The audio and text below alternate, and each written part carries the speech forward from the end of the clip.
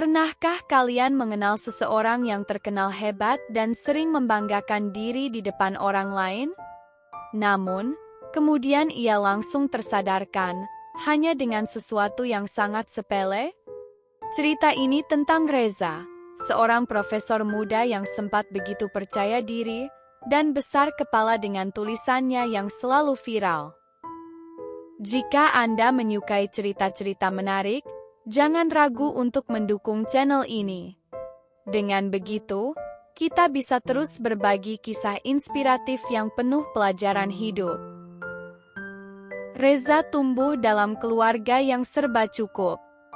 Sejak kecil, ia terbiasa melihat buku-buku tebal dan mendengar obrolan serius tentang ilmu dan pendidikan.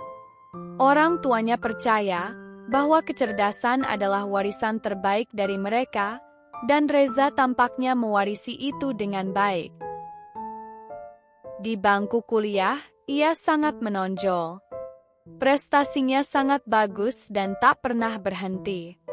Ia menamatkan pendidikan S2 dan S3-nya jauh lebih cepat dari teman-temannya, dan sebelum usia 40, ia sudah menyandang gelar profesor. Banyak orang mengaguminya. Namanya mulai dikenal bukan hanya di ruang-ruang kelas, tapi juga di berbagai media dan forum ilmiah. Tulisan-tulisannya tersebar di mana-mana, dibaca, dikutip, bahkan dijadikan bahan diskusi publik. Reza tahu ia pintar. Ia tahu tulisannya mempunyai pengaruh. Dan ia merasa itu pantas ia banggakan. Ia sering melihat bagaimana pendapatnya di dunia maya memicu percakapan luas, seolah-olah pikirannya mampu menggerakkan arah berpikir banyak orang. Namun, dari cara ia berbicara dan menanggapi orang lain, ada nada kecil yang menyiratkan sebuah jarak. Ia jarang meremehkan secara terang-terangan, tapi sering menganggap bahwa jika seseorang tidak paham dengan tulisannya, mungkin orang itu belum cukup banyak membaca. Di balik tutur katanya yang tenang, ada rasa bangga yang tak selalu bisa disembunyikan. Ia merasa berada beberapa langkah di depan kebanyakan orang, dan ia nyaman dengan posisi itu. Hari itu hujan turun sejak siang, deras dan seakan malas berhenti. Reza masih di kantornya, tenggelam dalam tumpukan dokumen dan draft tulisan yang harus segera disunting. Perutnya mulai terasa kosong, tapi layanan pesan antar makanan banyak menolak pesanannya. Ia akhirnya meminta tolong salah satu petugas kebersihan di kantornya untuk membelikannya gorengan di warung terdekat. Beberapa belas menit kemudian, gorengan itu datang dalam bungkusan kertas majalah. Minyak mulai meresap ke lapisan luar, membuat permukaannya menguning. Reza membukanya perlahan, awalnya tanpa banyak pikir. Namun, pandangannya tiba-tiba terhenti. Ia mengenali halaman itu.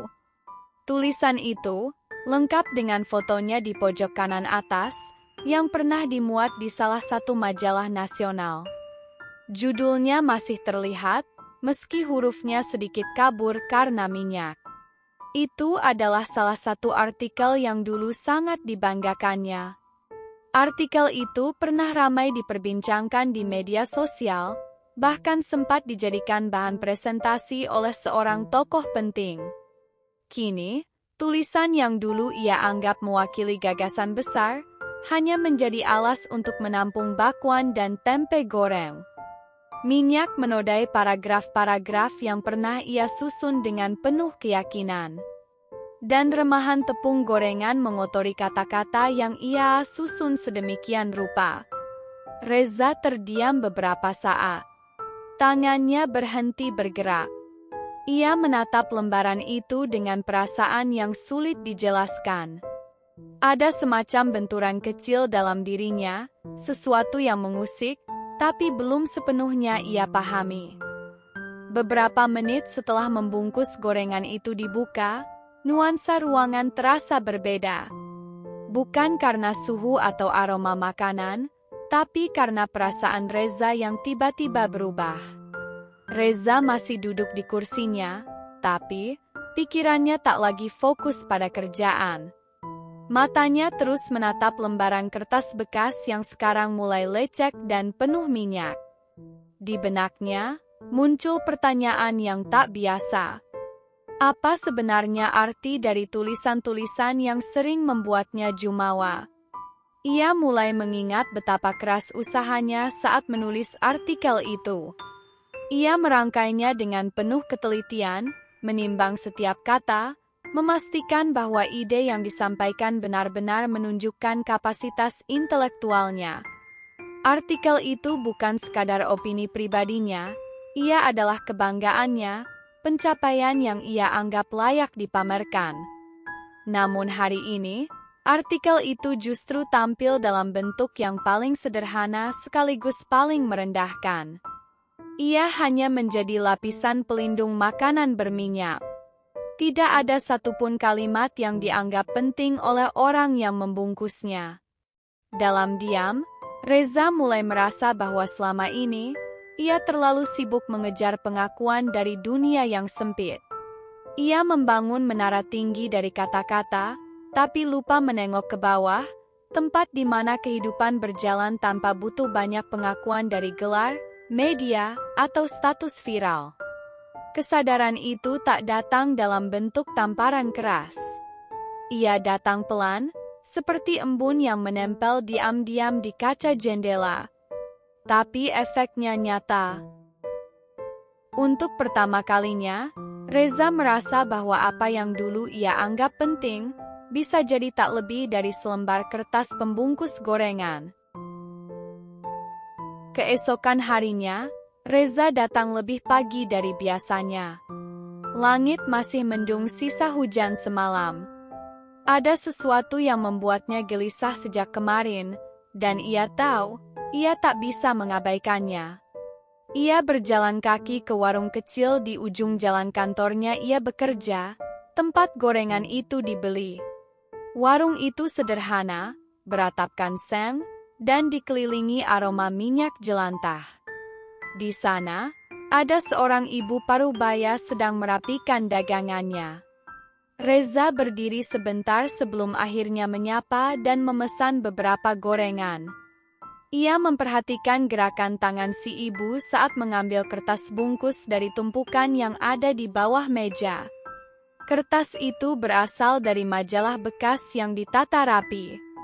Tanpa sadar, Reza menanyakan soal asal-usul kertas tersebut. Ibu itu menjawab santai bahwa ia mendapatkannya dari tukang loak dekat pasar, lalu memakainya karena bahannya lebih tebal dan tak gampang sobek. Ia bilang, tulisan-tulisan di kertas itu tak pernah dibaca. Toh orang beli gorengan, bukan beli tulisan. Jawaban itu terdengar biasa saja, tapi bagi Reza, kalimat itu mengguncang lebih dalam daripada kritik manapun yang pernah ia terima. Ia merasa seperti sedang melihat dunia dari balik jendela yang selama ini tertutup kabut. Dunia yang tidak pernah peduli siapa penulisnya, gelarnya apa, atau seberapa viral tulisannya. Ia pulang ke kantor membawa bungkus gorengan dari majalah yang sama. Tapi kali ini, ia membawanya dengan hati yang berbeda. Untuk pertama kalinya, Reza merasa bahwa manusia bukan hanya soal tinggi rendahnya ilmu, tapi juga tentang sejauh apa ia bisa menyentuh kehidupan nyata. Dan hari itu, satu kertas pembungkus gorengan telah membuka hatinya lebih mudah daripada seluruh artikel yang pernah ia tulis. Sejak hari itu, Reza tak lagi memandang tulisannya dengan cara yang sama. Ia masih menulis, masih berbicara di forum resmi, dan masih menerima undangan seminar. Tapi ada nada yang berubah dalam cara ia menyampaikan sesuatu. Tidak lagi terdengar seperti orang yang ingin ditinggikan. Ia mulai menghindari kalimat-kalimat yang terlalu rumit, lebih sering menguji apakah apa yang ia sampaikan benar-benar bisa berguna bagi orang di luar ruang akademik. Ia bahkan sesekali menulis tanpa mencantumkan gelarnya, seolah ingin memastikan bahwa tulisannya dibaca karena isinya, bukan karena siapa yang menulis. Reza juga mulai lebih banyak mengamati sekeliling. Ia menyapa petugas kebersihan dengan nama, menanyakan kabar dengan tulus, dan sesekali berbagi makanan tanpa formalitas. Bagi sebagian orang, perubahan itu tampak kecil. Tapi bagi Reza sendiri, itu adalah bagian dari proses menurunkan ego dirinya. Seringkali, hidup memberi pelajaran berharga tidak melalui peristiwa besar, tapi melalui hal-hal yang sederhana. Bagi Reza, selembar kertas berminyak cukup untuk menyadarkannya bahwa gelar dan popularitas tidak selalu berbanding lurus dengan kebermanfaatan. Jika kisah ini memberikan sesuatu untuk direnungkan, atau menjadi pengingat tentang betapa pentingnya menjaga hati dalam setiap langkah, jangan lupa untuk terus mengikuti channel ini. Masih banyak kisah-kisah inspiratif yang akan kita gali bersama.